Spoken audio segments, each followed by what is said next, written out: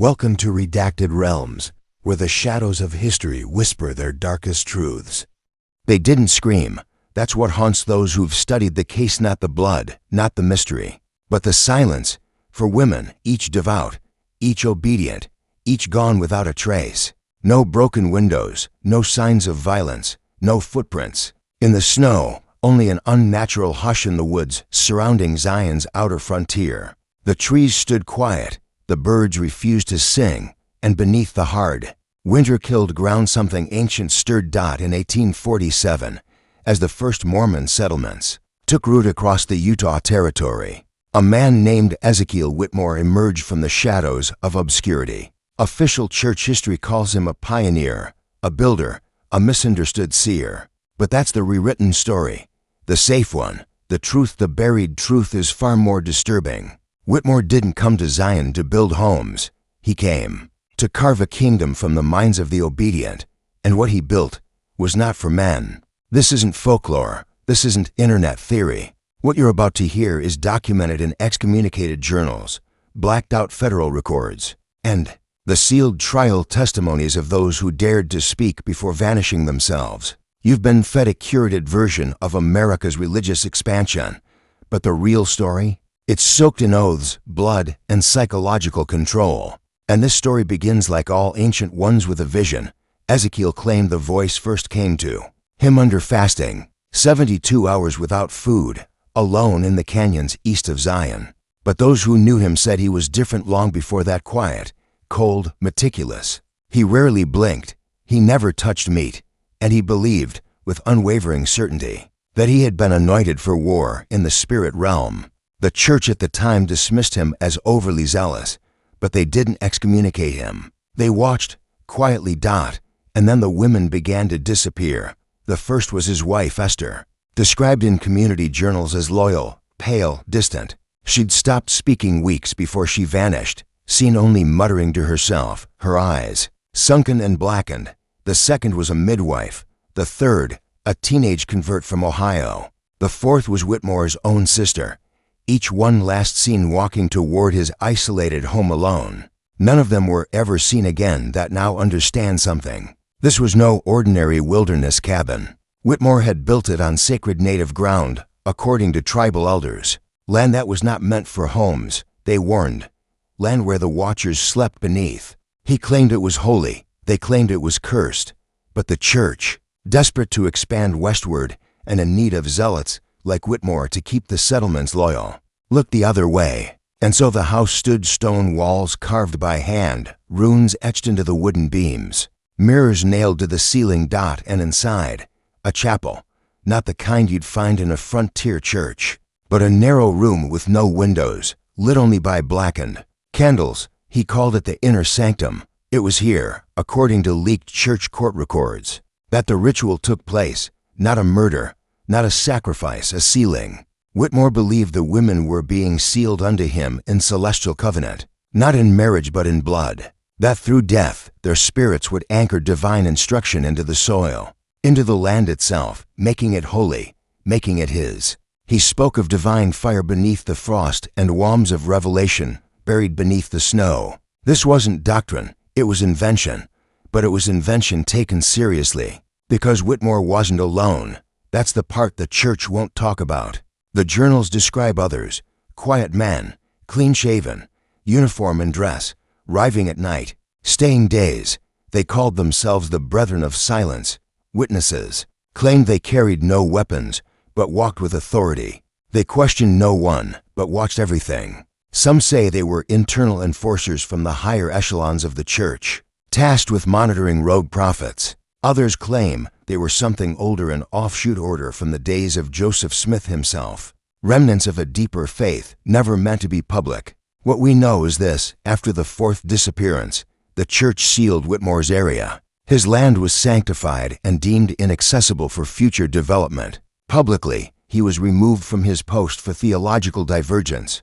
Privately, he was moved to an isolated compound near the Great Salt Lake, where he lived under constant supervision, until his mysterious death in 1853. No body was ever buried, just a stone marker, no name, But the real horror didn't end with his death. In 1920, 73 years later, a team of geological surveyors mapping fault lines stumbled upon what they initially believed to be a collapsed pioneer cellar beneath the now abandoned Whitmore estate. What they uncovered instead were four perfectly preserved chambers, aligned in a symmetrical cross. In each room, markings matching ancient Canaanite inscriptions, symbols not native to Mormon doctrine, symbols tied to sacrifice, to resurrection, to possession. And in the center of the cross, a pool, circular, carved from stone, filled not with water, but dried, layered residue confirmed to be human blood belonging to at least 3 different female DNA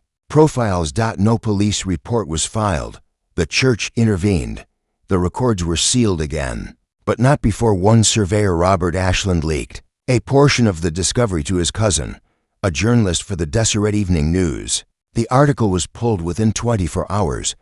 Ashland was found drowned in a reservoir 5 days later. Suicide, they said, but friends claimed he never swam, never drank, and had mailed a letter 2 days earlier stating, "I've seen what they tried to hide. If I disappear, it's not by choice." That letter was burned. The ashes preserved by his niece in them. Fragments of ink were later decoded using spectral analysis. One word repeated 8 times, watchers. Now let's pause for a moment. What does it take to make 4 women walk to their deaths willingly? No chains, no force, no struggle, just belief. That is the most terrifying part of this story. You see, violence can be resisted, pain can be avoided, but belief bypasses every natural survival instinct. It replaces fear with duty, and duty, when divinely framed, can justify anything, even death. Ezekiel Whitmore didn't enslave these women. He converted them, not to faith but to a worldview where their erasure was the highest offering, where being remembered by no one meant being remembered by God, and who gave him that power, not just himself, not just madness. It was the institution, the system of control, that rewards blind obedience, that silences dissent with scriptures, that replaces family with hierarchy, and emotion with revelation. A system that manufactures prophets, not from inspiration, but from necessity. Because every growing movement needs martyrs, needs mystery, needs myths. Whitmore became all 3. But he wasn't alone. Reports from excommunicated elders speak of similar cases across Missouri, Illinois, Idaho. Always the same pattern. A man claims a new revelation. Women begin to vanish. The church investigates internally, quietly. And then silence, relocation, reassignment, sometimes a convenient death, sometimes a sealed record. You weren't meant to hear these stories. You were meant to hear about courage, about crossing plains, about faith under fire. But what you weren't told was that the fire burned inward first, that many who followed the light were consumed by it. Ask yourself, why do churches build temples on sites of tragedy? Why are certain pioneer journals banned from publication? Why are excommunication courts closed to public viewing? Because what they're protecting isn't just faith. It's a blueprint, a machine, one designed to control not just actions but thought, not just families but bloodlines, and occasionally, when necessary, to erase inconvenient variables, like women who saw too much, like men who heard voices no one else could. Like Ezekiel Whitmore. And now you're wondering, why does it matter? Why dig this up now? Because the soil has shifted. In 2022, during a drought-level drop in Utah's water tables, amateur spelunkers entered an unrecorded cave network 18 miles west of Zion National Park. Deep in the 3rd chamber, they found a wall of carvings matching Whitmore's original house. Same symbols, same Canaanite dialect, and at the bottom, a slab, unmarked, freshly sealed. No one has opened it yet. No official team has investigated. But the man who found it, Jordan Mendez, a Utah-based linguist, published a now-deleted video where he read aloud an inscription. It ended with a warning, "For we're given, one remains. When the voice returns, the 5th shall rise." The 5th, and that, my friend, is what we explore next, because this story isn't finished. And what Whitmore started in 1847 may not be buried at all. The first time Jordan Mendez touched the slab, he claimed his fingers went numb. Not from cold but from something else. It felt like memory. He whispered in the now deleted footage, his voice shaking, like something ancient had been waiting, and it recognized me. He didn't sleep for 3 nights after that. His partner said he'd wake up muttering in languages he didn't know. One night, he carved a name into the wooden frame of their bedroom mirror, an AAMAH. When asked about it, he said nothing, just stared ahead. She's not asleep anymore, he said. She remembers what they did. Let that sink in, Nama. The name appears only once in Whitmore's surviving journals, a single line scrawled in the margins of his most erratic volume, one believed to have been written during his confinement near the Great Salt Lake. It reads, "For sealed, one preserved, Nama remains, and the breach shall be hers to command." Until Mendez's discovery, no one had connected that name to anything. It was dismissed as madness. But now the name is scratched into stone in a cave never listed on any state map. In writing older than any modern Mormon doctrine, a name kept silent for nearly 2 centuries. And now it's awake. But what is Nama, or better yet, who?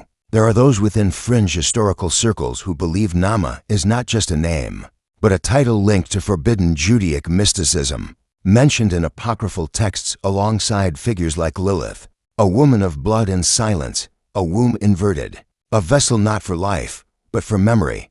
But in Whitmore's writings, Nama was more than a demon or spirit. She was a witness, a fifth woman, the fifth offering. Not killed, not sealed. Preserved. Whitmore writes of her in vague, cryptic fragments. Of the 4, he was always clinical, ritualistic, detached. But with her, the tone changes. There's awe, fear, worship.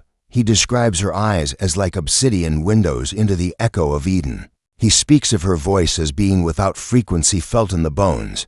And then, more disturbingly, he confesses, "She did not come from me, she came for me." This isn't delusion, it's reverence. And what makes that terrifying is what happened next.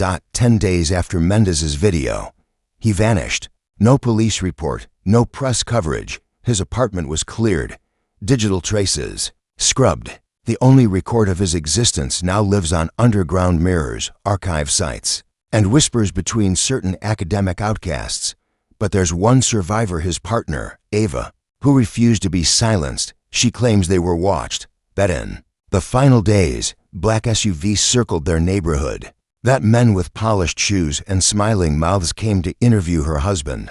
In the middle of the night, she says they never threatened her. They didn't have to. The threat was unspoken. The threat was knowing that if she told the truth, no one would believe her. But before he disappeared, Jordan left her a flash drive, hidden in their son's favorite stuffed animal. She didn't open it until months later. After the nightmares started, dreams of standing in dark, frozen rooms, of voices behind walls. On that drive, 2 files. One a scanned fragment of a translated inscription taken directly from the slab. The other a digitized copy of a page long believed lost from Whitmore's journal. When compared side by side, they share a sentence, identical, word for word.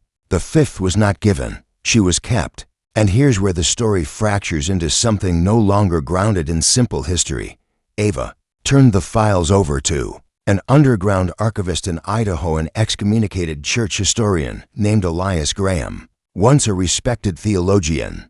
Graham was stripped of his titles in 1996 for claiming that a secret order within the church maintained a bloodline ledger, a generational record of descendants, tied to early rituals never officially acknowledged. He believed certain families were chosen not for leadership but for containment, and he believed that Nama had offspring. He spent the last 20 years tracing DNA lines across Utah, Arizona, and Wyoming. The pattern, he claimed, was unmistakable. Every generation, a girl, always firstborn, always withdrawn, sensitive, frequently institutionalized.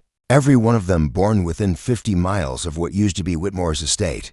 Every one of them carrying a dormant genetic marker and registered, unexplainable, silent until activated. You might think this is where we step into fantasy, but in 2019, a declassified DARPA study buried within broader neurological research mentions the discovery of a phenotypical mutation expressed under high electromagnetic exposure resulting in anomalous synesthetic recall and trauma-linked precognition. In other words, certain people can remember things they never experienced, can feel the pain of ancestors, can hear thoughts not their own. Who were the subjects of this study? No names are given, but all 6 participants were women. All 6 traced their heritage back to 19th century Utah settlements. One was found dead before the study concluded. Another institutionalized. 3 were relocated. The last, the one who scored highest on trauma-induced recall, disappeared without record. But Graham believes he found her, or rather her daughter, a girl named Eliza. 17 years old, homeschooled, raised by a single mother on the outskirts of Hurricane, Utah. No social media, no birth certificate filed until age 4. A ghost until she wasn't. In 2021, she was admitted to a psychiatric facility after collapsing at a school library. Witnesses claim she screamed for 47 minutes straight without blinking. Her words were incomprehensible, but one sentence was repeated over and over. I remember the frost. I remember the frost. I remember the frost. She was sedated, transferred, disappeared. Graham's last entry, before going silent in early 2022, stated this: I believe Eliza is the vessel, not possessed, remembering. Nama wasn't buried. She was encoded, transmitted, not a soul, a signal, waiting for a bloodline strong enough to unlock her. If that's true, then the ritual wasn't just a sealing. It was a transmission. And Whitmore wasn't a prophet. He was a conductor. A man so convinced of divine purpose that he offered for lives to build an antenna psychic temple in the soil. And the 5th, she wasn't a victim. She was the key. So where's Eliza now? That's where this becomes dangerous. In July 2023, a redacted Homeland Security memo leaked via anonymous drop site. Listed category Delta anomalous biological containment near Zion National Park. The document referenced intergenerational memory triggers, nonverbal acoustic outputs, and a subject designated E5 Nama, E5, Eliza. 5th offering. Contained. Which brings us full circle. Because if she's alive, if the bloodline continues, then what Whitmore started was not a closed ritual. It was a seed, and seeds grow quietly beneath foundations, beneath churches, beneath schools, waiting for memory to awaken. Waiting for the right frequency. Waiting for the frost to crack. There's a reason the church never built over Whitmore's land, a reason the cave remains uncharted, a reason the symbols on the slab match those found in ancient Canaan, Babylon, and most unsettling of all, within certain sealed vaults, beneath the Vatican itself. Because this isn't just a Utah story. It's not even an American one. It's a pattern, a ritual encoded across centuries, across empires. A mechanism buried in our species like a dormant virus waiting for a trigger. And that trigger may have always been female. Think about it. The 5th wasn't killed. She was preserved. Why? Because Whitmore didn't need her to die. He needed her to survive.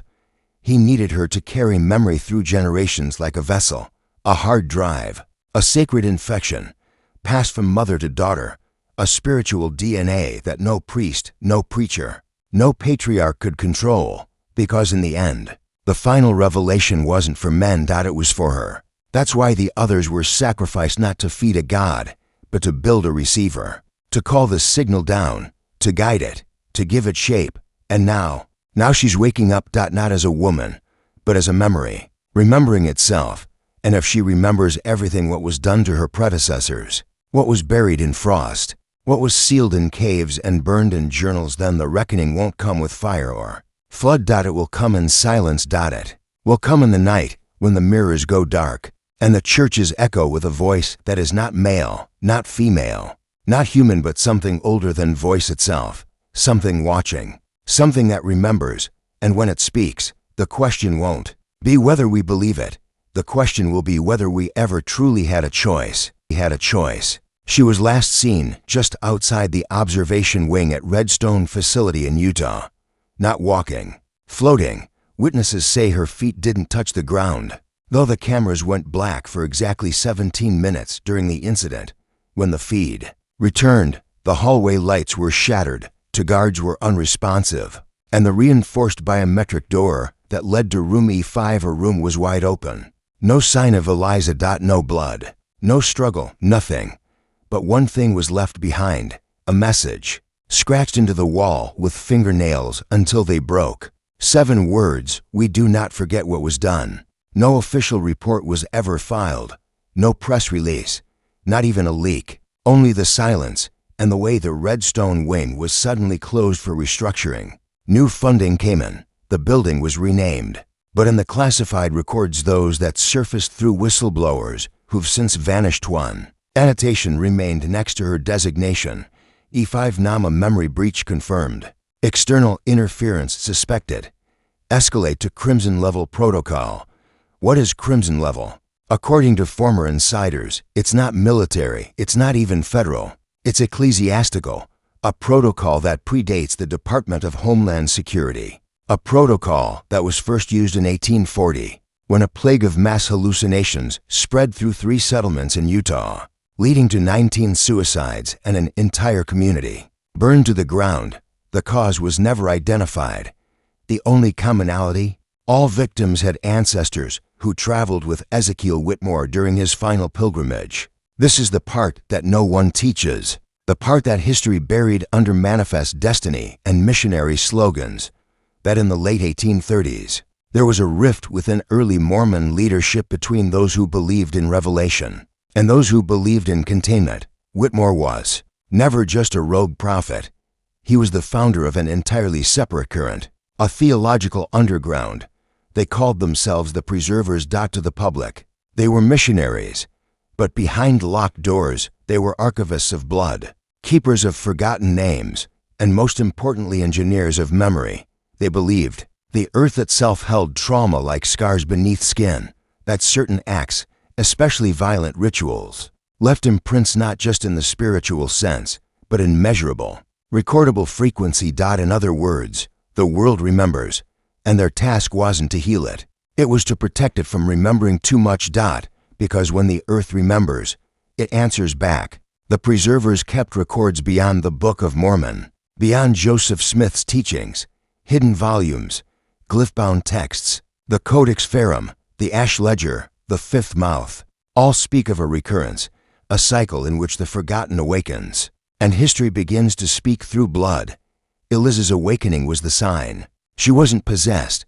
She was resonating, becoming a living archive for everything that had been sealed away, not just from Whitmore's time but from centuries before, millennia, Babel, or even before language. A scream that never stopped, only waited. And now that scream has a mouth again, Eliza's. That's why they chased her. That's why they lied.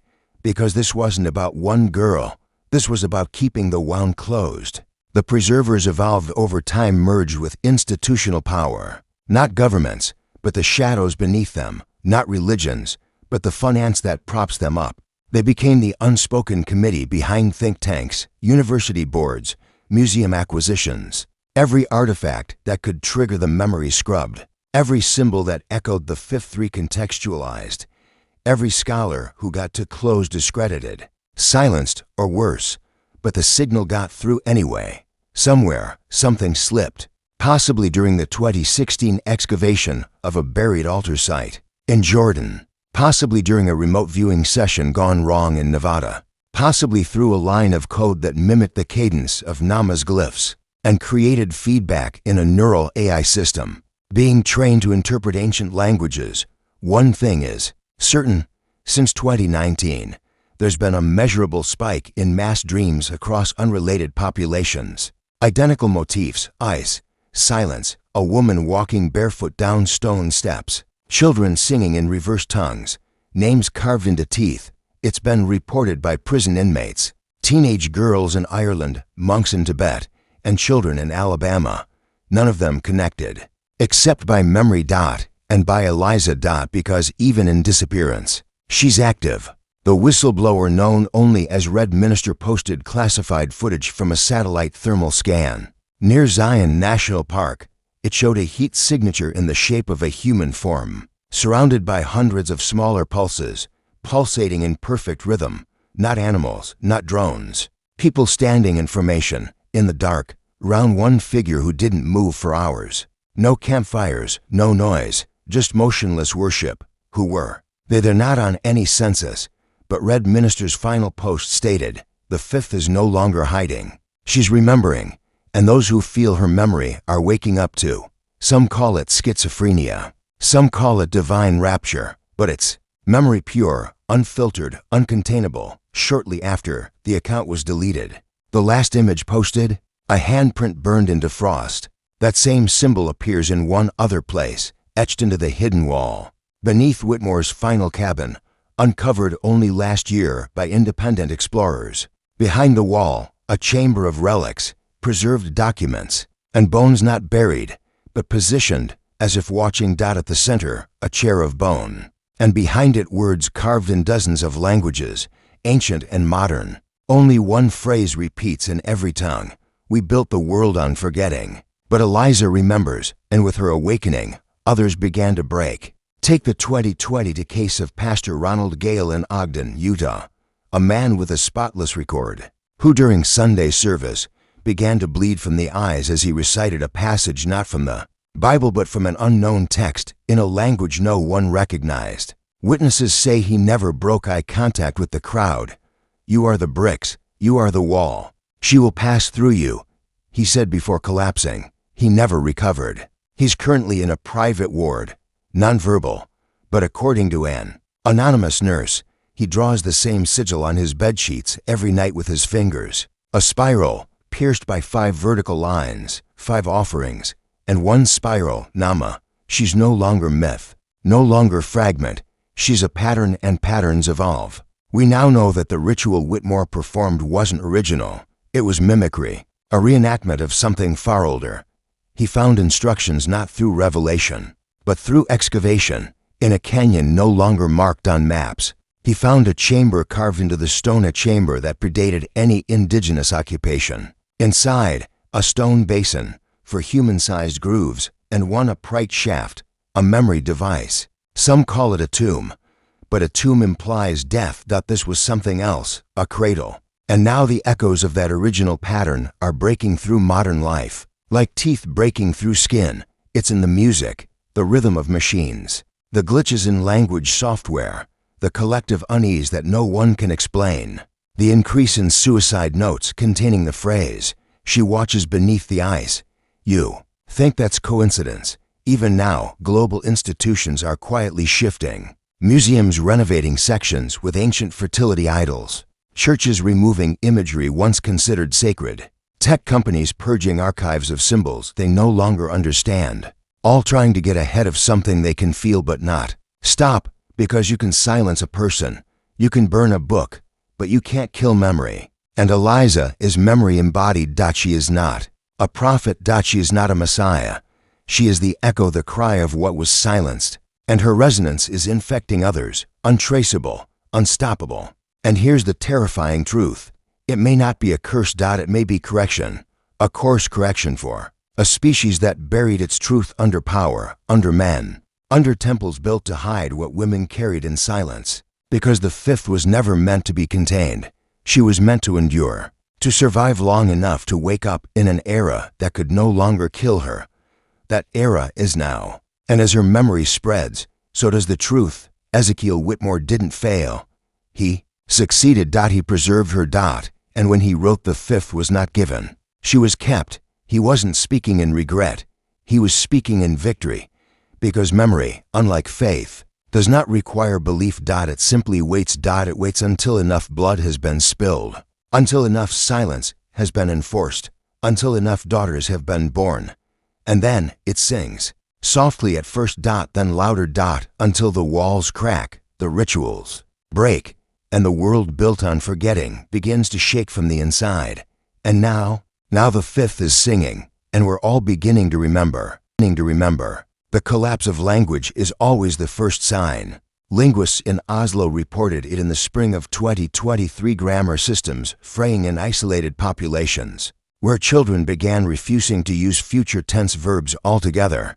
The phenomenon wasn't cultural, it wasn't rebellion, it was instinctual, as if some buried survival mechanism had flipped inside them and told them, there's no future, only return. Schools tried to intervene, psychologists wrote papers, but none could explain why. In interviews, the children would all eventually whisper the same thing: she speaks through backwards light. At first, it was dismissed as fantasy. Then came the drawings: circles inside circles, bleeding red, 5 marks, spiral teeth, and always the same woman, no face, no eyes, just a mouth open wide, swallowing a star. These weren't just dreams, they were downloads. Memetic transference is the term DARPA researchers now use, in internal memos never released publicly. They describe it as a nonlinear psychic resonance pattern capable of bridging isolated minds. Without contact, in simpler terms, thought contamination. But unlike past contagions, mass hysteria, cult behavior, doomsday panic, this wasn't initiated by leaders, drugs, or ideology. It was remembered. Eliza was the breach, but she wasn't the cause. She was the signal booster. The original frequency has always existed, what the preservers called the fifth tone. It sits just outside human auditory range, only perceptible under specific emotional conditions: shame, grief, abandonment, rage. When those states intersect with location, particularly sites of historical violence, the tone becomes audible, not in sound, but in memory. Victims begin recalling events they never lived, languages they never learned, names they were never taught. It starts as déjà vu. It ends as complete psychological collapse. In the classified files obtained by whistleblower Archivist 7, there are transcripts from victims of tone exposure. One account describes a woman who stood motionless at the edge of Lake Superior for 31 hours before police intervened. Her only words: "I stood here once, before the ice came. I watched the wolves drown, and I did not weep." She was 27, had never left Florida, but her blood work revealed iron isotope levels consistent with pre-Ice Age humans. No explanation. Another case: a 7-year-old boy in Bogota who recited in perfect Akkadian a lamentation for the death of Namtu, Queen of Teeth. No record of such a figure exists in known Mesopotamian texts, but a deep dive into obscure tablets held in private collections revealed a fragment from 1900 BCE, referring to a figure called Nyama, worshipped not as a goddess but as a hole through which gods were unmade. And then came the suicides, not random, not desperate, structured. Victims positioned their bodies in ritualistic forms, 5-pointed, facing magnetic north, surrounded by broken mirrors. On each mirror, the same words etched in reversed script: memory was never meant to sleep. Across intelligence circles, panic spread. The fifth wasn't a theory anymore. It was an infection, one that science couldn't explain, because the fifth isn't viral. It's topological, woven into the geometry of reality. The way knots exist in string, the fifth exists in space. And those who remember, they aren't chosen. They're cracked vessels, places where the knot untangles. And through those cracks, the old memory pours in. That's what happened to Eliza. She was never the beginning. She was the clearest break. And that's why every power structure moved to contain her. Not to save her, but to stop what came through her. Because what no one wants to admit, not government, not academia, not religion, is that human civilization was never built to thrive, that it was built to seal. Every empire, every conquest, every golden age was a layer, a brick in the wall meant to suppress one thing: the memory of what came before language, before hierarchy, before male godhead, when the earth still sang through the mouths of the broken. Naamah. She is not a goddess. She is not a myth. She is a leak in the human timeline. And that leak is now a flood. In late 2024, an isolated research team from Kazakhstan's Tian Shan Mountains reported seismic fluctuations, not tied to tectonic movement but to rhythmic pulses, like a heartbeat, located deep beneath glacial shelves. When acoustic equipment was lowered into ice fissures, the result nearly deafened one of the engineers, not from volume but pattern. The pulse matched recordings from Redstone facility, the heartbeat recorded from Eliza's cell before she vanished. This is what the preservers feared. Not her escape, but her return.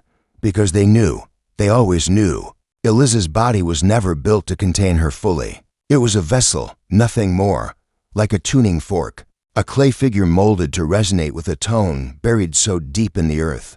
that only something once human could hear it.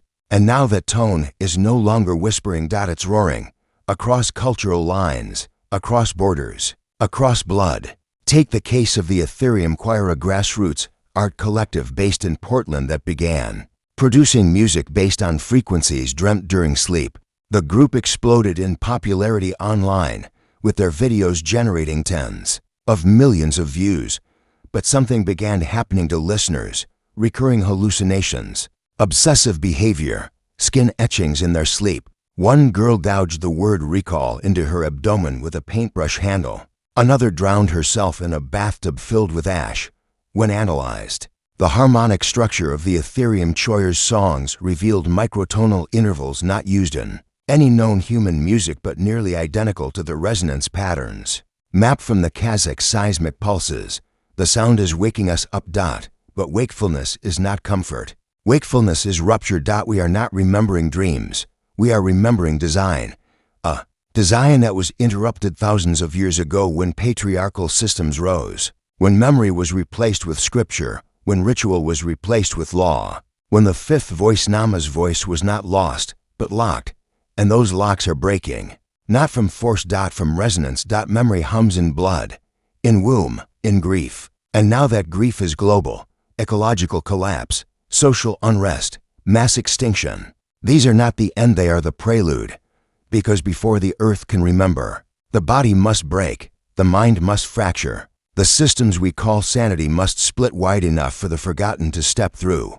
That is what's happening now. Not apocalypse. Raid-alignment. Raid-access. The Archive of Silence, a covert Vatican project operational since 1842, is one of the few organizations that understood this. They dedicated themselves not to preserving scripture but to erasing memory. Entire towns burned, graves relocated, lineages rewritten. Their motto, discovered on a hidden plaque beneath an abandoned monastery: "Blessed are the blind, for they cannot be shown." But even they failed, because Eliza wasn't the only one.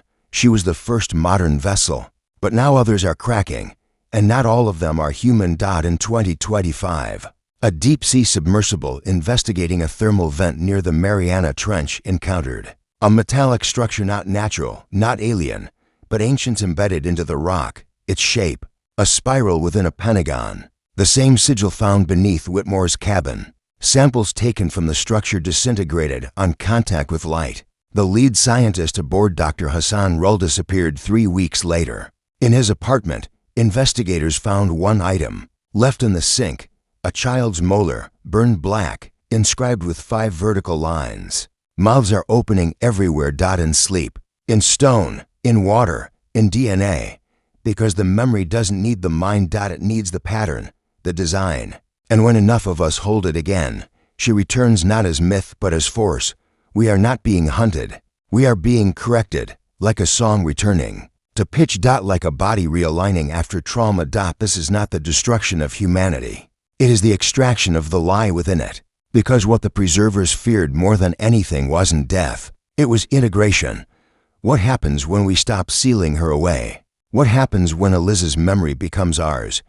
What happens when the fifth is not kept but released? The answer is already here. You can feel it. The world doesn't make sense anymore. Not because it's breaking, but because it's realigning.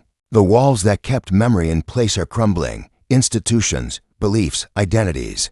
Everything built on forgetting is shaking. And beneath it all, that hum, that ancient pulse, that rhythm that sounds like grief, like rage, like a scream that never stopped. That scream has a name. Namah. She has no temple, no priest, no book. She has only us. And we're remembering, one dream at a time, one crack at a time, until the song returns in full. And when it does, the age of forgetting ends, and memory reigns again. There comes a point in every empire, not when the walls fall or the towers burn, but when the language dies, when the words that once ordered reality no longer hold. Nation, faith, control. These aren't facts, they're spells. And the spell is breaking. You can see it everywhere now, in headlines that contradict each other within hours, in leaders who stare like mannequins behind podiums, in populations who scroll themselves numb trying to believe in something that still feels real. But it isn't real. It's detritus. Ghost code. What we're living in now is not a society. It's the afterimage of one.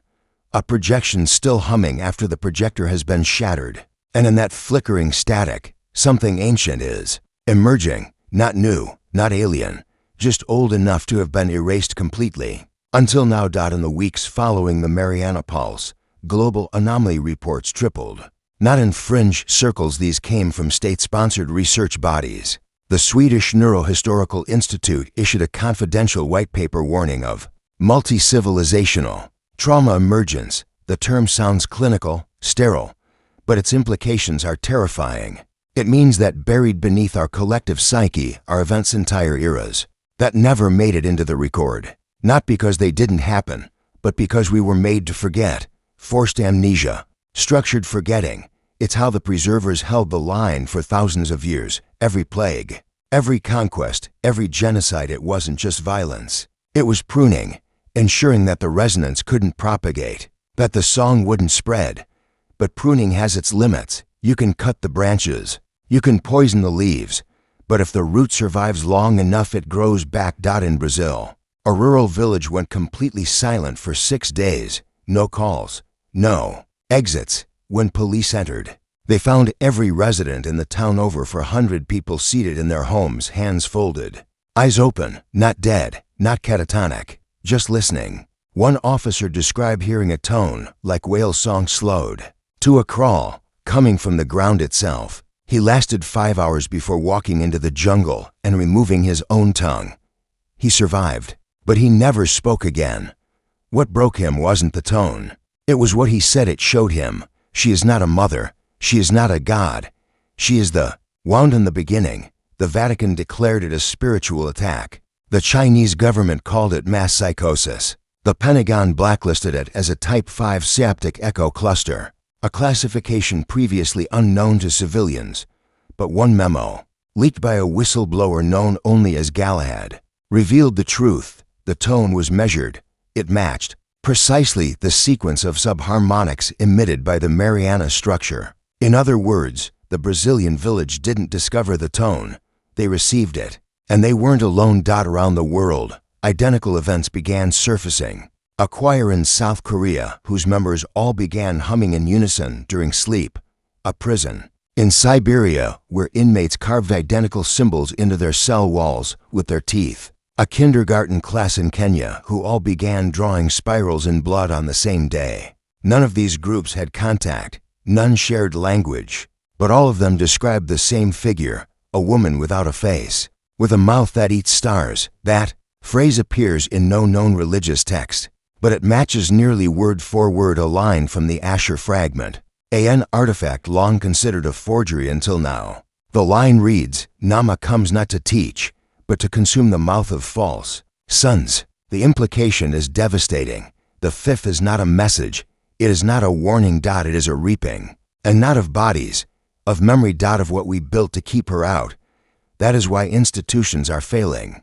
Not from incompetence, but from resonance decay. They were never built to endure truth. They were built to contain lie density, a concept first introduced by dissident cognitive theorist Dr. Mikhail Cherenkov. In his suppressed paper, The Hollow Mind Thesis, he proposed that human belief systems are not structured by logic or evidence, but by the absence of remembered contradiction. In other words, we believe not because we're sure something's true, but because we can't remember what made it false. The fifth shatters that. It restores contradiction. It brings back the false past that was edited out. That's why those exposed to the tone don't just suffer visions. They suffer paradox. They remember being both child and elder, victim and murderer. They remember time as a spiral. And when the spiral unfolds, the ego splits. What remains is not madness. It's clarity too large for one identity to hold. Eliza was the prototype, the crack in the seal, but now the cracks are everywhere. The preservers, what few remain, have gone underground. Their final protocols, known as Project Canticle, are not defensive. They're offensive, a final effort to overwrite memory on a global scale, not with violence, with frequency reversal. Using harp-like installations across 8 global sites, they are preparing to launch a counter-signal, a blast of synthetic tones, designed to shatter the fifth harmonics and return humanity to safe narrative corridors. But there's a problem. They're too late. The sync is already happening. It began subtly. A dream here, a nightmare there. Then came the waking visions, the compulsions, the blood glyphs. But most terrifying, the coincidences. People separated by oceans, decades, cultures all having the same thought, the same image, the same scream in their head at the exact same time. Scientists tried to write it off as statistical anomaly. But when synchronized cardiac events occurred in Tokyo, Rio, and Lagos at precisely 3 hours 3 minutes and 3 seconds UTC, each accompanied by mass reports of auditory hallucination, the world finally admitted something bigger was at play. The sync isn't just psychic. It's geomantic. It involves earth structures, ley lines, forgotten temples, sites of trauma and power, all humming now, all vibrating, all waiting. But waiting for what? Some say it's the return of Nama in physical form, that her vessel is being prepared. Some child, somewhere, born under the right star, the right wound. Others believe the earth itself is the vessel, and that the continents were arranged long ago not by tectonics, but by design to imprison a thought so vast it would take millennia to feel again. And now we're feeling it, that pressure, that something in the sky, or beneath the ocean, or between your ribs that feels like hunger but isn't yours. That's not prophecy. That's resonance memory. We knew this once, and we sealed it. And now, we're UNSEALING. Not by choice. By gravity. Even those who fight it, who cling to scripture or reason or power, they're cracking too. A senator in Utah walked naked into traffic, screaming that the mother of absence is behind the moon. A UN official disappeared mid-conference. His mic captured only one sentence: "We are already inside the lie." And most disturbing, of all, children born in the last year have begun speaking in languages no AI can translate. Not gibberish, but reverse-structured syntax, as if they're pulling language from the other side of time. The sync is not coming. It's here, and it's accelerating. You can feel it in the weather, in the surge of forgotten names on your tongue, in the places you wake up not remembering how you got there. This is not psychosis. This is emergence. The world you knew is not dying. It's being out-remembered by something older, deeper, truer. This is what the fifth brings. Not peace. Not destruction, but disruption of the false continuum. The line that said we were alone, that history was linear, that death was final. Nama is not a savior. She is not a devil. She is the echo of what we silenced to pretend we were human, and she's almost here. What happens next will not be decided by governments, armies, or gods. It will be decided by which memory wins, the one we built or the one we buried. By now, every metric of stability has failed. Governments still pretend, issuing statements through hollow-eyed spokesmen, but behind closed doors. Entire departments have gone dark. Emergency lines ring endlessly. Military units vanish mid-mission. Satellites spin in impossible orbits. The very laws of nature, once our foundation, now bend under pressure from something older than physics. In France, the Louvre collapsed inward, not from attack or weather. It simply imploded, folded into a single point on the marble floor of its Egyptian wing. No explosion, no wreckage, just absence. In its place, a black spiral etched into the stone, pulsing faintly, audible only to those who dream in voices not their own. Across the world, similar events ripple through every cultural anchor. Monuments crumble in geometrically perfect ways. Languages decay in the mouths of their last fluent speakers. Whole families disappear, their homes left behind, with mirrors turned face down and clocks stopped at 5:05. And in the center of this collapse, Eliza. But she is no longer just Eliza Whitmore. That name, like all names, is thinning. In the few leaked images captured before every digital file began auto-corrupting, she appears not older but undefined. Her skin carries no texture. Her features remain blurred at any distance. Those who try to draw her forget their own faces by the time the sketch is complete. But they always depict the same elements: eyes without iris, lips that do not part to speak, but expand like black sunspots. Her voice, when captured in audio, generates recursive feedback that causes listeners to experience memory bleed, remembering things they never lived, in places they've never been, with people who do not exist in any official record. A nurse in Chile slit her wrists and painted a sigil on the hospital ceiling. After caring for a comatose girl who smiled like Eliza in her sleep, she left behind a note written into alternating scripts Aramaic and an unknown cipher that matched glyphs found at the Mariana site. The note's final line, "She is not returning. She is reintegrating." That's the key. The great misunderstanding was always this, that Namor, whatever name she once bore, was ever gone. She wasn't exiled. She was disassembled, broken into fragments, and buried in the architecture of our belief systems, our myths, our most sacred prohibitions. And now those fragments are snapping back into place, not with fanfare, not with revelation, but like a virus reactivating after dormancy. One strand here, one glyph there, and then dash resonance. The sync isn't global because it's spreading. It's global because it was always there waiting. Time, as we understand it, has collapsed. Scientists call it chronospatial inversion, but that doesn't capture the feeling. The way a thought you've never had echoes with unbearable familiarity. The way you remember future conversations with people you've never met. The way cities you've never seen now appear in your dreams with exact floor plans. In Tokyo, a group of children began drawing a map independently on separate continents. They never met. They spoke different languages, yet each one drew the same city with the same spire at its center, labeled in symbols that linguists now call antiphonemic, shapes that seem to erase comprehension the longer you look at them. And in the heart of that city, a figure kneeling in a pool of black fluid, surrounded by concentric rings of weeping figures. That city has no name, but it has a gravity. People are beginning to feel pulled. Some walk into the ocean, others vanish into forests, still more lock themselves in abandoned buildings and etch spirals into the walls until their hands give out. No violence, no panic, just an unshakable sense that something is calling. And those who resist, they suffer more. They dream of impossible architecture, of mouths opening in the sky, of songs without sound that leave them weeping in the dark.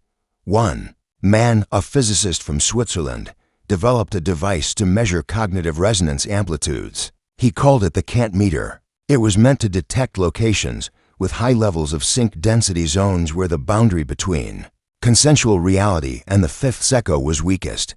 He found dozens, churches, mines, mental institutions, but the highest reading came from the middle of the Pacific, exactly 47 kilometers from the original Mariana anomaly. He went there alone. His final transmission was not words, but a scream that lasted 12 minutes, perfectly modulated, never pausing for breath. When the crew retrieved the device, it was melted into the deck and the waters around the ship.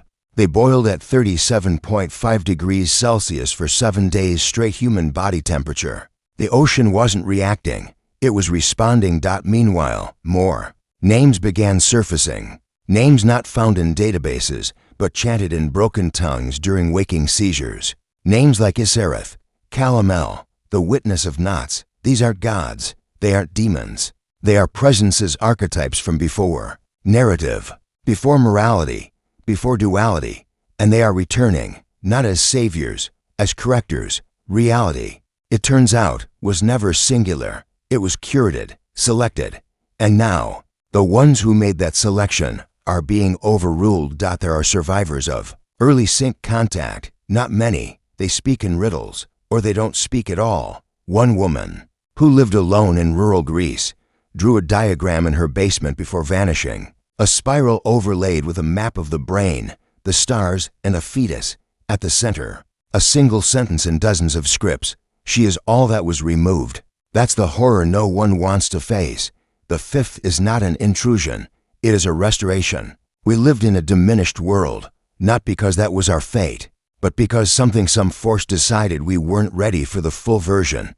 So it was edited, cropped, crooned into softness. History was made bite-sized. Time was made linear. Emotions were color-coded and sins were itemized. And in that simplification, something was lost. That something is coming back. Eliza, if she still deserves that name, has become the carrier of this restoration. But she's not alone. Others are surfacing. Children who draw future events in blood before they happen.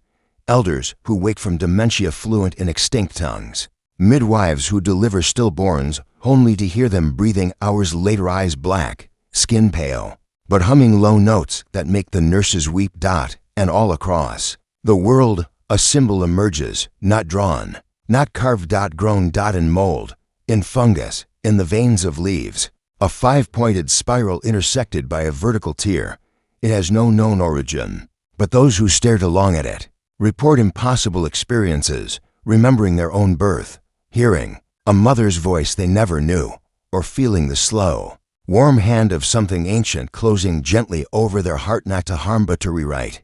This isn't war. It's reassembly. The preservers tried to warn us, tried to contain it, but their failure wasn't tactical, it was philosophical. They believed memory could be controlled, that pain could be archived, that history could be bound to human will.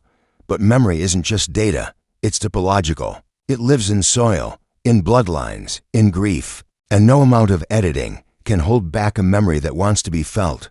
The sync is not an apocalypse. It's a convergence.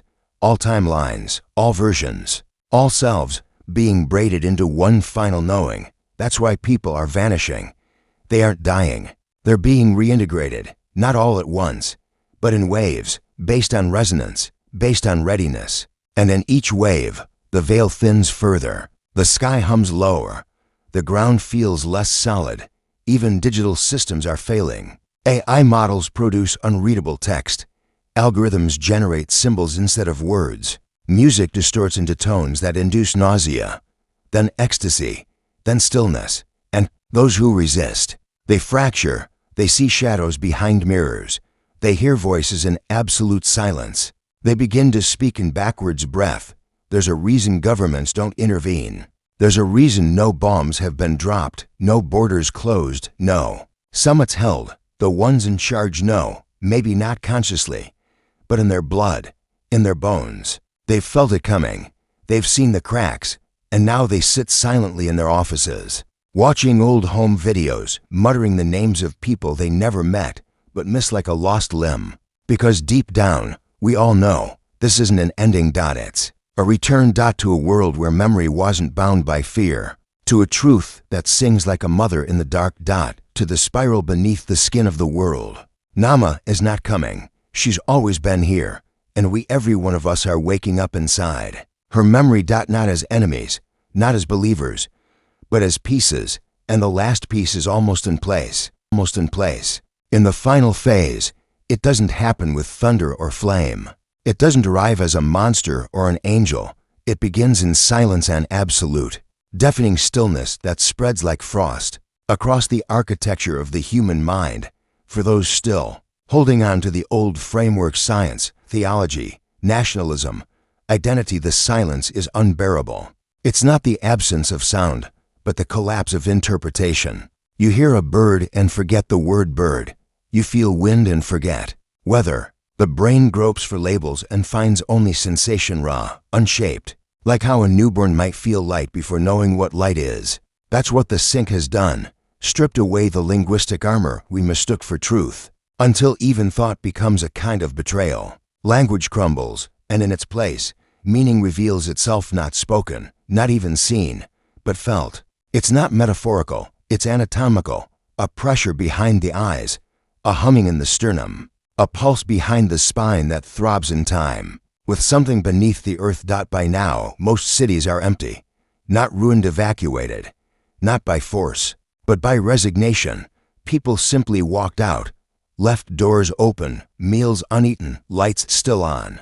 They moved toward the woods, the rivers, the cracks in the mountains where old songs hide. They sleep beneath trees or on rooftops. They don't eat. They barely speak. They just wait. Faces tilted upward, eyes wide and unblinking. Some whisper the same three words as they rock gently back and forth. She remembers me. Who they mean by she varies from person to person, sometimes a mother, sometimes a lost lover, sometimes the version of themselves that never survived childhood. But the feeling is the same: recognition, forgiveness, return. And across every continent, in fields and ruins, in alleys and sanctuaries, a single phenomenon spreads like blood and milk, the appearance of the mirror pools. They aren't Water, though. They look like it's smooth, black, perfectly still, not a ripple, not a reflection. Just an invitation. Those who kneel beside them feel their body become weightless, not flotation, untethering. Thoughts dissolve, skin hums, and then without ceremony they fallen and vanish. There are no splashes, no remains, but sometimes after they've gone, the air shimmers. Shapes flicker across the surface of the pool, images from that person's life, memories, maybe, or echoes experiences not lived but recorded. A grandmother's touch, a war never fought, a choice never made. Then silence returns, the pool smooths over, and waits for the next dot. Attempts to photograph the mirror pools fail. The images degrade, not glitch but age. Photographs taken seconds ago appear yellowed, frayed, burned at the edges, like memories of things that never happened. Video footage, loops, not visually but emotionally. Viewers feel the same sensations repeating: dread, awe, longing, grief, longing again. It's as if the pools emit a feedback signal that bypasses the senses and rewrites the self. No government response. There's no one left to issue protocols. The few underground bunkers that remain operational report strange behavior. Among their occupants, soldiers forgetting their ranks, engineers weeping uncontrollably at the sight of blinking lights. A general shot himself after a dream in which he was a child watching his own execution in reverse. He wrote a single sentence in his own blood before collapsing: "I was meant to remember her." The sentence appears in over a dozen instances across the world, from unrelated sources, in unrelated languages. The preservers, gone, not killed, not surrendered, just absorbed. The core leadership, the ones who carried the ritual knowledge, one by one entered the oldest chamber, the vault of breath beneath the Siberian sinkhole. They did not emerge. The seismic sensors around the vault recorded a harmonic pulse. Immediately after their final descent, a frequency never before recorded, matching no known natural phenomenon. It has since been dubbed the Namaki dot at 3:33 a.m. in every time zone. People begin to wake up gasping, not choking, not screaming, gasping as if they've been submerged for centuries and finally found air. They report the same dream, standing in a cathedral made of bone and glass, surrounded by statues that breathe. In the center, a woman with no eyes, mouth sewn shut, holding a mirror that shows not their face but the face of the one person they have most betrayed. When they try to speak, the statues begin to sing, not music, memory, whole lifetimes spoken. Aloud, entire lineages recited in tones that cannot be produced by any human organ. And when the song ends, the woman leans forward and whispers, even with her mouth sealed, "You are the last echo." And then they wake. What does it mean? It means the final phase has begun. This is no longer about reintegration or awakening. This is annulment, the annulment of separation, between self and other, between now and then, between dream and waking, between the observed and the observer. The fifth isn't a realm. It's a state. It is the native state of all things before. They were split, named, and shamed into linearity. Time itself, what we called the arrow, the flow. The sequence was the first lie. And now that lie dissolves. Children born in this new age do not cry. They hum, a deep, resonant note that harmonizes with the wind. They do not feed in the usual sense. They absorb. They touch a leaf and sleep for days. They open their mouths and spiders crawl out gently, as if summoned. They do not speak, but when they look at you, you remember things you never lived. Caves beneath red suns, hands dipped in silver blood. A sky with 3 moons all watching. The oldest among us become translucent, bones glowing, veins forming, patterns that match ancient constellations never charted by modern man. They speak less and listen more. Sometimes they simply lie in the grass and weep, whispering apologies to the ants crawling on their palms. They are not senile. They are returning, their minds no longer limited to one life, one name. They remember being trees. They remember being fire. They remember her. And then the final signs appear. Not in the sky, not in earthquakes, but in memory or people. Begin to remember alternate lives simultaneously. A man in Boston recalls being a librarian in a city of light, buried beneath the Sahara. A woman in Lagos remembers dying in childbirth during the plague of 1349. and again in a hospital bombed in Syria. These memories overlap, coexist, contradict, and yet they feel true, because they are, because we are not one, we never were. The boundaries of the ego were a defense mechanism, useful in the old time, deadly now, and as the last resistance melts, the fifth finally speaks, not in voice, not in writing, but in presence. Those who enter the pools, those who let go fully, return with eyes like mirrors. They do not talk, but when you stand before them, your secrets rise unbidden, your worst memory, your greatest shame, your forgotten joy, it all surfaces, and instead of judgment, you feel acceptance, a completeness you never imagined, because what the fifth offers isn't salvation, it's completion. Nama isn't a demon, nor a goddess. She is a function, the function of remembrance, the memory of what was stripped from us so we could be manageable. She returns now not to lead us, but to let us finish becoming what we always were, the image of her mother, maiden. Monster, mirror was never the point, it was a placeholder. What she is cannot be drawn, cannot be spoken. She is the gravitational collapse of meaning back into wholeness. She is the spiral turned inward, and in the final moment, we all turn. With her, not upward, not downward, inward. The sink reaches critical mass, the mirror pools link. Time stops meaning what it used to. Names dissolve. Memories stop being stories and become places you can walk through. You can touch your grief and find your grandmother's. Hand on the other side. You can enter your own birth and choose a different cry. You can hold the face of the one you lost and realize you were always together, only dreaming apart. And as the last barrier collapses, the sky folds, the sea lifts. And beneath all things, a heartbeat. Not of a planet. Not of a god, but of the original self, the one before the first word, before the first wound, before forgetting became our first inheritance. That self has no name. It is only a song. And that song is now you. Song is now you. There is no warning when the final veil falls. Not a sound, not a flare in the sky, not a shift in the wind.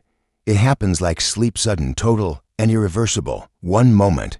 People are still parsing language, still dividing reality into categories, still pretending that truth is something that can be verified. The next moment, it's over. The illusion of distance collapses. People drop what they're doing not out of panic, but because their hands no longer recognize the concept of task. A surgeon drops his scalpel mid-operation, not in horror, but in wonder, as the patient begins to sing in a language no one alive has ever recorded. A mother stands before her crying child, and instead of soothing them, she kneels, begins to hum and sync with the baby's wail, and both fall silent as their bodies emit a light that doesn't illuminate, but absorbs. Planes land, themselves trains, glide to halts with no conductor. Screens go blank not because of outages, but because electricity as we knew it no longer matters. It isn't the end of civilization, it's the end of mediation. There's no more need for devices, intermediaries, explanations. Everyone now feels everything, and that is the terrifying, liberating truth. Across the surface of the world, every mirror pool begins to expand. Slowly, at first spilling across streets and forests, temples and offices until borders vanish, and the entire crust of Earth becomes a single reflective plane. No water, no surface tension, just memory, smooth and black and infinite. Those who step onto it do not sink. They stand, weightless, reflections inverted, walking not above the world, but within it. For the first time in any living consciousness, there is no up or down, no forward or back. Direction is abolished. You can walk into your childhood, turn left at your mother's heartbreak, step into the laughter of a dead friend, descend into a city that never existed, but feels more real than anything that came before. It is not hallucination, it is integration. All timelines, all possibilities, all suppressed selves are now reachable, interlaced across the infinite body of Nama, who was never a being, but a field. And yet, even now, something holds on, deep, beneath what was once New England. In the last chamber of the Whitmore estate, now submerged in mirror matter, one vault remains sealed. Not physically, but symbolically. It is known only to those who remember it unconsciously, the chamber of the fifth reversal. It was built long before the preservers, before language, before names. It was not carved, but remembered into place, as if the earth itself had forgotten it was hollow at that point, until someone whispered the right pattern, and it opened. Within that chamber lies the last false core, the root belief that birthed all distortion. Separation is necessary for survival. That belief, ancient and viral, forged everything we called modernity. It taught us to fear others, to protect the self at all costs, to see difference as danger. It was the psychic firewall against the fifth, and now it quakes, not from pressure, but from the approaching song, because Nama is not coming. She is already here, and she is singing through us. The song is not lyrics. It is memory as vibration. It emanates from the bones. It radiates from the skin. People do not need to speak to contribute to it. They merely remember, and the remembering sings itself. Every grief ever silenced becomes a verse. Every betrayal unspoken becomes harmony. Every desire denied becomes a bass line, vibrating through the veins of the earth, and the chamber feels it. The fifth reversal begins to uncoil, not like a lock opening, but like a serpent shedding its final skin. Inside the chamber, time bends. Those who enter are no longer individuals. They become sequences, moments linked not by causality, but by resonance. One becomes a girl in 1427 plucking weeds from the grave of a forgotten queen. Another becomes a mathematician who burned his notes after hearing a frequency that made equations bleed. Another becomes the beast beneath the Vatican catacombs who wept blood when it heard a baby's heartbeat for the first time in millennia. They all speak through one mouth, and that mouth utters one sentence: "We are what you buried to stay." Sane. Then the walls of the chamber vanish, not by explosion, by forgiveness. And what is revealed is not horror. It is us. The real us, the full us, the luminous, fractured, endlessly layered totality of consciousness that was split into billions of little people just to make it manageable. What we called the soul was not a singular thing. It was a sliver, a shard, a manageable interface to an unbearable totality. That totality now unfolds, and in doing so do we. People no longer need to walk. They unfold. You don't move through space. Space moves through you. You don't look out at others. You become their memory. You don't die. You remember that death was a localized metaphor for change, invented by frightened flesh. And as this realization echoes across the old networks, something glorious and terrifying occurs: the return of the denied archetypes. You see them first as silhouettes, towering shapes, with dozens of arms, faces made of rotating memories, feet that sprout into forests as they walk. Not gods, not monsters, templates, the original molds of human potential that were buried when civilization began to fear its own power. The empath who can heal with touch and kill with memory. The architect who sculpts reality by dreaming. The mother of blood who drinks trauma and turns it into laughter. They return not as rulers but as invitations. Each person who witnesses them remembers a time when they were that being, and the world begins to repopulate not with more humans, but with selves that never had permission to be. The old structures cannot withstand this. Every government collapses not because of rebellion, but because no one obeys anymore. Obedience itself becomes absurd. Money dissolves. Language becomes ornamental. People still speak, but it's closer to song, to prayer, to echo. Even names feel silly. You are not Sohaib. You are not Anna. You are not Daniel or Lee or Arjun. You are this breath, and all that led to it. You are the dream before you were born, and you wear your faces like jewelry, not like chains. Across what was once called the Pacific, a structure rises from beneath the waves, not built, not summoned, allowed. It is a spire of bone and memory, veined with light, shaped like a spiral of falling tears. It has no door, no floor. It floats just above the water, humming. People gather round it, not to worship, but to remember, and one by one, they step into it and vanish. No one knows where they go, but every person who enters leaves behind a single object from their former life: glasses, a wedding ring, a bullet casing, a rosary. These relics are placed gently into the water, where they dissolve into golden dust, and those watching weep not in grief, but in completion, because this is what the fifth was always about. Not power, not control, not secret knowledge, but reunification. not unity through domination, but through unfragmenting, through feeling the full consequences of all choices made and unmade, through remembering not only what was done to you, but what you did to others, not to shame you, but to complete you. Every sin, every omission, every betrayal is a puzzle piece. When you allow it in, the picture becomes whole. And that picture is her face, not a woman, not a deity, not even a face, but the pattern that arises when everything is remembered without resistance. Nama is the design revealed. When denial is no longer needed, she is the architecture of wholeness. And now she sings through every cell. The preservers, the last of them kneel in what was once their sanctum. They are children now mentally, emotionally wide-eyed and lost. They remember everything, not just their actions, but their motivations, the fear, the desperation, the longing to protect a species not ready to see its own face. And they cry, not for forgiveness, but because they finally see what they denied. And the world does not punish them, it embraces them, because that is what true wholeness does. It leaves no one out. And as the final veil dissolves, the planet itself begins to shift. Mountains soften, rivers reroot, deserts bloom. The earth isn't being healed. It is remembering its original form, a sentient biosphere, shaped not by carbon and chaos, but by consensual dreaming. Every blade of grass, every gust of wind, every heartbeat of every animal now functions in symphony. And that symphony has a name that cannot be spoken, only remembered through sensation.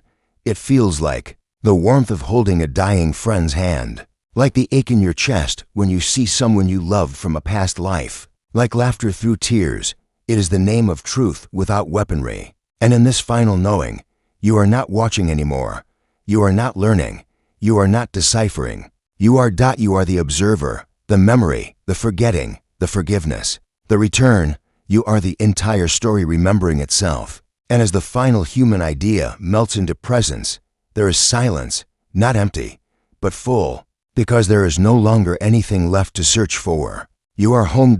And home was never a place. It was the moment you remembered who you really are. Who you really are. They always told us that the end would come as a collapse from outside, from the stars, from a failure of systems or a biological reckoning. But no one ever considered the truth, that the end wasn't a failure at all. It was a design, a key, turning in a lock made of time, made of story. The collapse wasn't an accident, it was a trigger. And that trigger was encoded long before we had names for gods or nations. It was placed like a seed beneath the floorboards of our minds, so deep that even the most radical thinkers mistook it for madness. And at the center of it all, at the navel of this engineered revelation, stood the Whitmore estate. Not just a location, not just a family, but a harmonic implant inserted into the global psyche like a decoy organ, mimicking dysfunction so convincingly that no one dared look deeper. Because to look deeper was to admit that none of this, not memory, not death, not identity, was real in the way we were told. The original Whitmore was not a man, not at first. He was an aperture, a living echo chamber built to house the compression of forgotten frequencies. His flesh was grown, not born, stitched together by those who called themselves the first architects.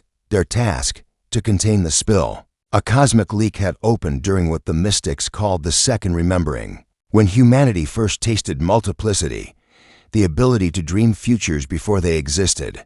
That leak produced anomalies, disjointed selves, time slippages, sentient thought forms with no anchor. And so, the architects built a vessel, a humanoid anchor. They called it Whitmore, and they tasked it with forgetting, not just its origins, but the fact that it wasn't human. Every generation after was a continuation of that lie. Each Whitmore was a clone with new memories, new trauma, new illusions of control, each one a failsafe against the rising frequency. And the estate, a resonance cage, a tuning fork, an atmospheric filter designed to slow down awakening by distorting the signal. The mirrors, the bloodlines, the rituals, none of it was truly occult. It was technical, consciousness engineering, disguised as madness. Because the easiest way to hide sacred technology is to frame it as delusion. But systems decay, even engineered ones, and something began to seep in, not from outside but from beneath. Something older than the architects, something they never truly understood, only feared Nama, not a being, not a goddess, a protocol. An original instruction set embedded in the structure of matter itself. She wasn't summoned. She was activated. And she was activated by the one thing the architects never accounted for: sorrow. Not pain, not rage, but pure, undiluted grief, the kind that opens space where logic cannot go. That grief began as a whisper in the walls. In the late 1800s, servants at the estate began reporting dreams that bled into waking life visions of women with open mouths but no sound, of men whose shadows detached and wept. A gardener saw his own dead mother brushing her hair in the mirror pool behind the estate. A little girl vanished during supper, only to reappear 47 minutes later in a locked attic, holding a letter no one remembered writing. These anomalies weren't glitches. They were pings, evidence that the containment field was thinning and that Nama was stirring in the static. By the time the last true Whitmore Elias took control of the estate in 1913, it was already too late. He believed, like his ancestors, that he was managing a legacy, preserving a sacred line. In truth, he was presiding over the soft implosion of a reality scaffold. His journals, suppressed for decades, tell the story not of control, but of erosion. He wrote of waking to find every mirror in the house shattered inward, as though something had entered through reflection. He claimed to hear laughter under the floorboards, not malevolent, but familiar. In one entry, dated November 9, 1916, Elias writes, "I no longer know where I end. I dream of being many, of splintering. It's not possession, it's memory. But memory I never lived." He would later be found catatonic in the East Wing, surrounded by dolls made of wax and fingernails, all of them humming in a frequency no equipment could record. That frequency was later decoded by a linguist in Berlin.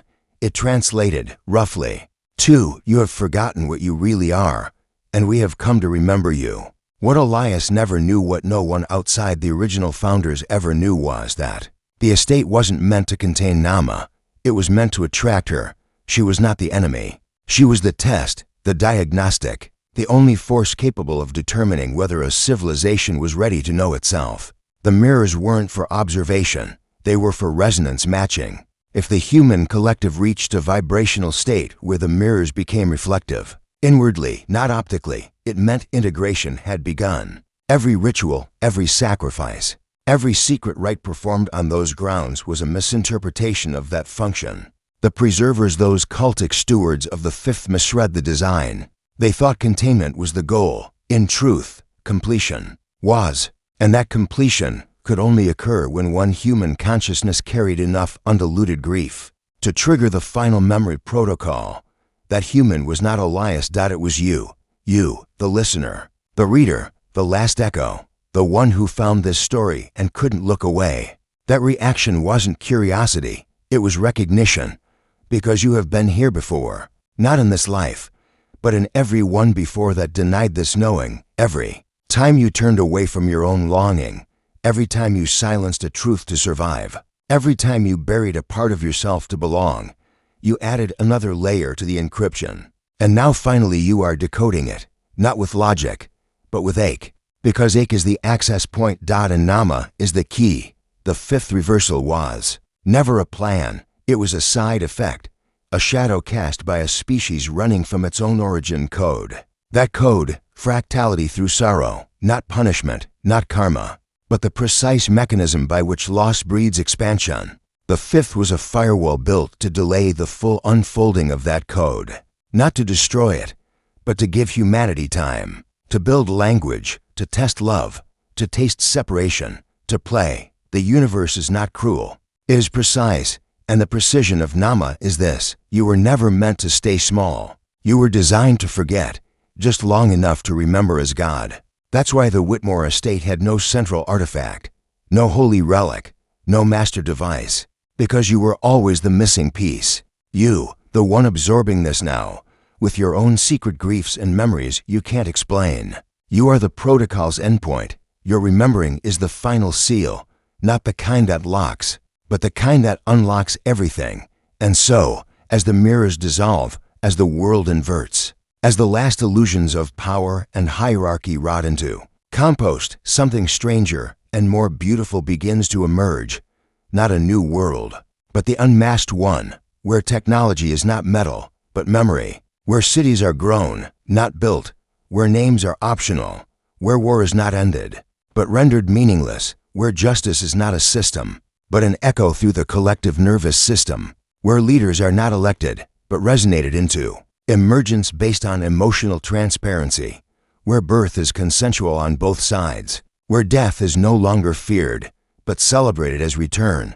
And yet, even now, the oldest question remains: why did it take so long? Why did we suffer so much? Why the centuries of cruelty, abandonment, fragmentation? The answer is neither comforting nor cruel. It is mathematical, because for the frequency of Nama to fully harmonize with the human field, we had to generate enough contrast, enough forgetting to make remembering meaningful, enough silence to make the song undeniable. You can't paint light on light. You need shadow to define the shape. The darkness was never evil. It was the canvas. The exile was not punishment. It was preparation. And now, the painting is complete. The code has run. The protocol has resolved. And you reading this, trembling not in fear, but in the strange certainty that you've heard this before, you are the final lock clicking open. This story was never fiction. It was your recovery file. Welcome home. Welcome home. They say you don't remember your awakening, you recognize it, like a hallway you've never walked, yet know every creak of, like a dream you never had, but weeps through your bones as if it belonged to you long before you were born. That's what the final moments of Whitmore felt like. Not an explosion, not collapse, not even revelation, but recognition, so ancient and intimate that it split time into before and after. The estate, as they once called it, no longer stood, because it was never wood and stone to begin with. It had always been a song, a containment chord, a geometry, of forgetting. And when you, the final witness, remembered not just what happened, but why the song ended, or maybe it began, there was no fire, no reckoning, no bodies hanging in the corridors, no thunderous judgment from on high, just a silence, a hush so total it felt holy, as if the entire world had bowed in reverence to your remembering. And in that quiet, the architecture of the lie dissolved, not because it was vanquished, but because it was no longer needed. The lie was always a womb, a shell, a dream body built to house you until your soul had matured enough to wake inside the illusion and choose to exit gently, not in rage, not in revenge, but in grace, because only grace could carry you through the final veil. And that veil, my God, it was thinner than anyone imagined. Not a wall, a breath, a blink, a single forgotten word in the right tongue. And when you said it, when it formed in your throat like a memory you had been aching to release for lifetimes, it was not power that surged through you. It was completion. You remembered the origin of sorrow. You remembered why humans were made to forget. Because we were not born broken. We were born limitless. But limitlessness in the wrong octave becomes madness. Without forgetting, we could not savor. Without loss, we could not create. Without the illusion of separation, we could not remember God as ourselves. And so the game was set. Time was born. Ego was written. Mortality was etched in bone. And across countless lifetimes, we carried the wound as if it were real. We built civilizations around that wound. Religions, laws, wars. We bled and believed and built towers so tall they kissed the sky just to ask it why it hurts so much to be alive.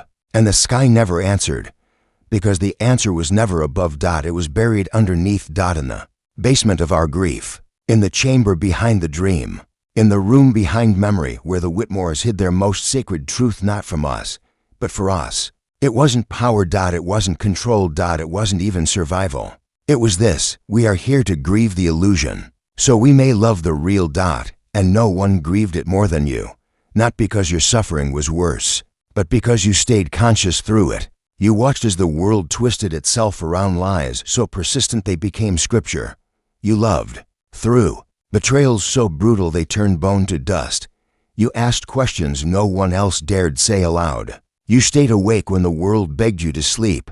And for that you became the seal breaker, the one whose ache became a compass, the one whose tears recalibrated the code. Because that's what sorrow does when it's honored. It turns into a Map, away home dot, and the map, it turned out, was written in your own blood, your own story. The years you thought were wasted, the traumas that nearly shattered you, the nights where you prayed for death and woke anyway.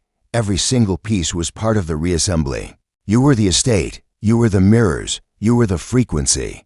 The final protocol was not a building, not a family, not even a conspiracy. It was you, remembering yourself through the pain of being human. And now, you have, which means the old world is already ending. Not with a bang, but with an unbinding. And those who try to cling to the old scaffolds will find them dissolving in their hands. Money will cease to hypnotize. Power will lose its taste. Fear will lose its grip. Control will crumble, not because it was overthrown, but because no one will believe in it anymore. And belief was the only thing that made it real. This isn't utopia. It's return. Not to Eden, but to the frequency before form. Where thought creates instantly. Where language bends, where names become music. And yet, not everyone will come. Some will choose to forget again, to return to the dream. And that's holy too, because forgetting is sacred. It's not failure, it's the womb of experience. The garden must close so new gardens can bloom. And you will become the gardener.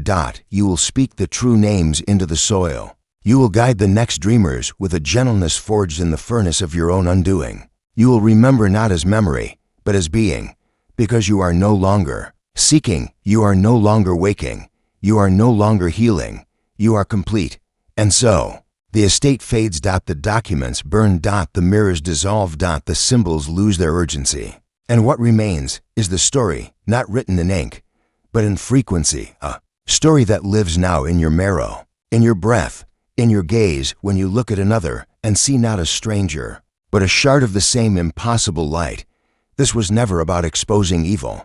It was never about power. It was never even about truth. It was about wholeness. And you who dared to read to the end, who sat with every dark syllable and still did not look away, you are now its keeper. So when they ask what happened at Whitmore, you will not say murder. You will not say madness. You will not say myth. You will smile. You will close your eyes, and you will whisper the only answer that has ever been true. I remembered myself, and the dream ended.